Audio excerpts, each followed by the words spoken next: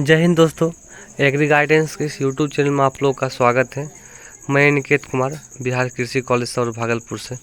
तो मैं आज आप लोग को इस वीडियो में बताऊंगा कि जो फर्स्ट सेमेस्टर में टोटल जो है 10 कोर्स को पढ़ने पड़ते हैं, जिसमें से एक है एग्रोनॉमी। ठीक है, तो आज की इस वीडियो में हम लोग बात करेंगे कि एग्रोनॉमी का क्या सिलेबस होता है, कौन कौन से टॉपिक पढ़ने होते हैं, थ्योरी में क्या पढ़ना होता है, प्रैक्टिकल में क्या पढ़ना होता है, इन सभी चीज़ों के बारे में, ताकि जो भी स्टूडेंट कॉलेज में आने वाले हैं, जिनका भी एडमिशन होगा, उनको अगर पहले से पता होगा तो वे लोग थोड़ा बहुत खुद से भी पढ़ सकते हैं, ताकि कॉलेज में आने के बाद उनको अच्छी तरीक़ा से समझ में आए। और मैं आप लोग को एक बात और बता देना चाहता हूँ कि कॉलेज में आने के बाद सब कुछ इंग्लिश में ही पढ़ाई होता है। टोटल जो किताबें आती है, जो भी एग्ज़ाम का जो मोड होता है, सब कुछ इंग्लिश में होता है। तो जो भी हिंदी मीडियम के स्टूडेंट इस वीडियो को देख रहे होंगे, उनसे यह अनुरोध है कि वे लोग जो है कुछ मतलब क्या कि वे लोग जो है थोड़ा बहुत इंग्लिश पढ़ना स्टार्ट करें।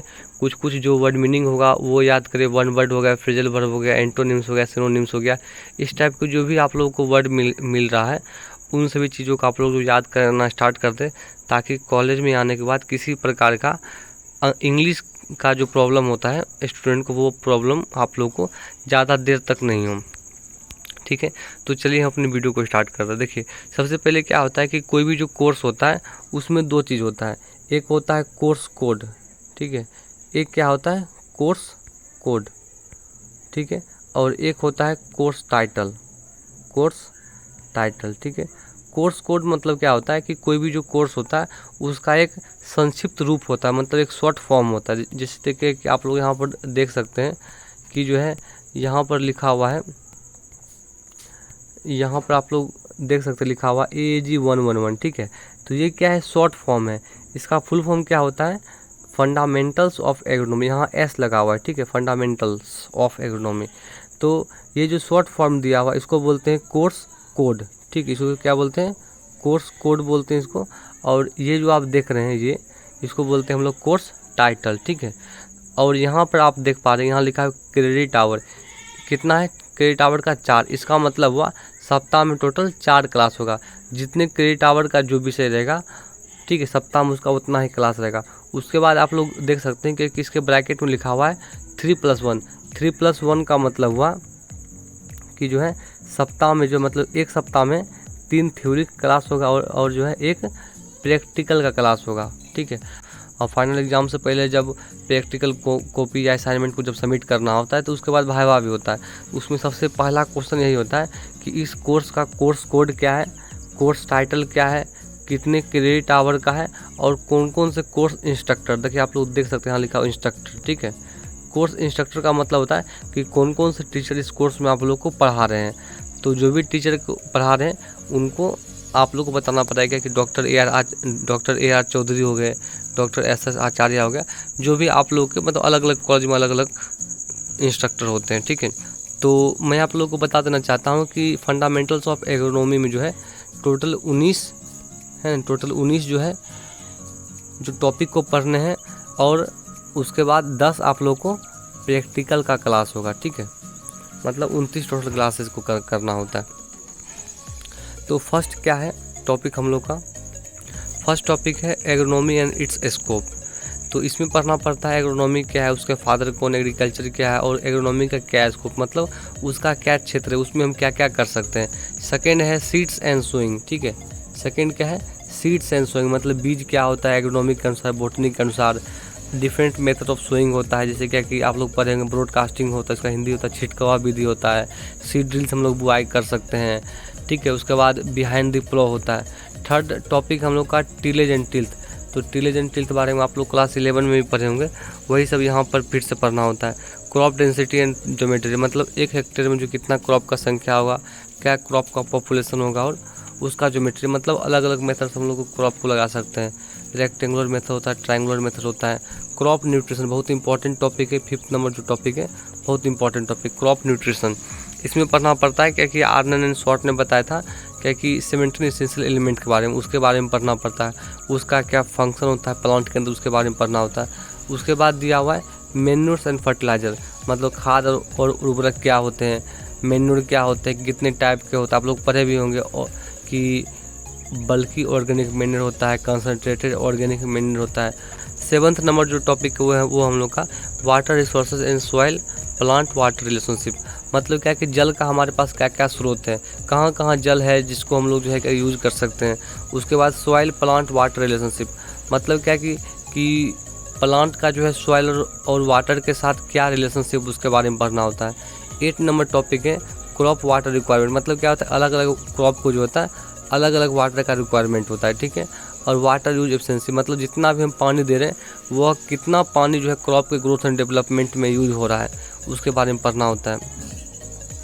उसके बाद 9 नंबर टॉपिक है scheduling of irrigation and methods of irrigation.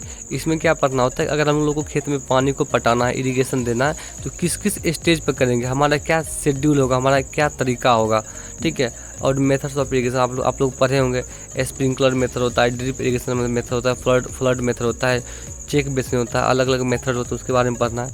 10 number पढ़ना है क्वालिटी ऑफ इरिगेशन वाटर। ये जो टॉपिक है ये 4th सेमेस्टर में फिर से पढ़ना होता है, क्वालिटी ऑफ इरिगेशन वाटर। उसके बाद है, इसका मतलब हुआ कि हम लोग जो खेत में पानी पटा रहे हैं तो सब प्रकार के पानी को हम लोग को खेत में नहीं पटाना चाहिए। उसके लिए कुछ क्राइटेरिया है, कुछ गुण बताए गए पानी के, उसको चेक करके खेत में ऐसा पानी मतलब पटाना चाहिए, इरिगेशन देना चाहिए। उसके बाद 11 नंबर जो टॉपिक है वो है weed and it's classification. Weed बारे में जो है 6th सेमेस्टर में जो है इलेक्टिव कोर्स में आता है। इलेक्टिव मतलब होता है एक्स्ट्रा कोर्स, उसमें 2-3 कोर्स होते हैं, उसमें से किसी भी एक कोर्स को आपको चूज करना होता है। तो वीड साइंस एक इलेक्टिव कोर्स 6th सेमेस्टर में पढ़ना होता है। तो अगर आप लोग 1st सेमेस्टर में अच्छे से पढ़े रहिएगा, आप लोग के पास अगर फेयर रहेगा तो वो 6th सेमेस्टर में भी काम आ जाएगा। वही है वीड्स एंड इट्स क्लासिफिकेशन, खरपतवार क्या है, इसका वर्गीकरण क्या है, खरपतवार का प्रबंधन कैसे करेंगे, हर्बिसाइड का क्लासिफिकेशन क्या होता है। उसके बाद एलोपैथी। एलोपैथी में क्या पढ़ना होता है, क्योंकि कोई भी जो वीड होते हैं उसे, या कोई भी जो क्रॉप होता है उसे क्या होता है, कुछ हानिकारक कुछ केमिकल निकलते हैं जो दूसरे प्लांट के ग्रोथ को इफेक्ट कर देते हैं, तो उसके बारे में पढ़ना होता है। उसके बाद growth and developmental of crops, मतलब कि क्रॉप का जो ग्रोथ एंड डेवलपमेंट होता है किस प्रकार से होता है, क्या क्या उसके लिए रिक्वायरमेंट चाहिए, कौन कौन सा ऐसा फैक्टर होता है जिस पर वो डिपेंड करता है। उसके बाद है प्लांट आइडोटाइप। प्लांट आइडोटाइप टर्म जो है डोनाल्ड दिए थे 1968 में, जब वे गेहूं पर काम कर रहे थे तब। तो इसमें पढ़ना पड़ता है कि अगर हम लोग धान का कोई वैरायटी को बनाना चाह रहे हैं तो किसी स्पेसिफिक क्लाइमेट में वो वैरायटी में क्या क्या गुण होना चाहिए, ठीक है, उसी सब बारे में पढ़ना होता है। 17 नंबर टॉपिक पढ़ना है crop rotation and its principle. Crop rotation का मतलब होता है फसल चक्रण। इसको आप लोग ऐसे समझिए, क्या होता है, कोई भी एक फसल जो होता है ना, वो किसी एक विशेष प्रकार के पोषक तत्व को मिट्टी से क्या करता है, अवशोषित करता है। मान लीजिए क्या कि कोई फसल है वो जो है मिट्टी से जो है फास्फोरस को एब्जॉर्ब कर रहा है, तो क्या होगा, कुछ समय बाद मिट्टी में फास्फोरस की कमी हो जाएगी। जब हम वही फसल को सिम लगाते रहेंगे तो हमारा जो उपज फिर कुछ समय बाद क्या होगा कि घटने लगेगा। तो इसको आप लोग एक और एग्जांपल समझ सकते हैं। मान लीजिए कहीं पर भोज हो रहा है, तो उस भोज में कहीं अगर सब लोग अगर जो है सफ़ेद वाला मिठाई को ही मांग करने लगेगा, तो क्या होगा कि कुछ समय बाद उसका जो स्टोरेज होगा वो घट जाएगा। तो वही होता है क्रॉप रोटेशन में भी। जब हम एक स्पेसिफिक क्रॉप को बार बार लगाते हैं एक ही क्रॉप खेत में, तो वह किसी खास पोषक तत्व को मिट्टी से अवशोषित कर लेता है, जिससे क्या होता है कि मिट्टी में उस पोषक तत्व की कमी हो जाती है, और उस पोषक तत्व की कमी के कारण क्या हमारा उपज जो है घट जाता है। इस कारण से क्या होता है कि अलग अलग सीजन में हम लोग को अलग अलग फसल को लगाना चाहिए। वही उसका क्या सिद्धांत, उसका क्या प्रिंसिपल, वही पढ़ना होता है। उसके बाद crop management technology and in problematic soil, मतलब जो समस्याग्रस्त जो क्षेत्र है उसमें क्रॉप मैनेजमेंट टेक्नोलॉजी में कैसे लगाएंगे उसके बारे में पढ़ना है। Harvesting and threshing of crop, जब फसल जो है कि पक के जब तैयार हो जाता है तो उसका हम लोग हार्वेस्टिंग कर लेते हैं। उसके बाद उसका थ्रेशिंग, मतलब कि जो उसका दाना होता है उसको हम लोग जो है उसका भूसा से, मतलब भूसा और दाना को हम लोग अलग कर देते हैं। प्रैक्टिकल में भी क्या जो पढ़ना होता है, फर्स्ट में पढ़ना पड़ता है identification of crop seeds, fertiliser, pesticide, मतलब क्या कि अलग अलग क्रॉप को पहचानने के लिए आपको बताया जाएगा, अलग अलग सीड को पहचानने के लिए। फर्टिलाइजर जैसे कि DAP, यूरिया, पोटाश जो कॉमन होता है। अलग अलग पेस्टिसाइड को टिलेज इम्प्लीमेंट्स जैसे कि MB प्लो आता है, देसी हल आता है, उसके बाद डिस्क हैरो आता है, डिस्क प्लाव आता है, तो उन सभी चीज़ों के बारे में आप लोग बताया जाएगा। Agro climatic zone of India, ये सभी जो टॉपिक आप लोग देख रहे हैं, ये सभी टॉपिक आप लोग का जो है प्रैक्टिकल का टॉपिक आप लोग देख सकते हैं खुद से भी।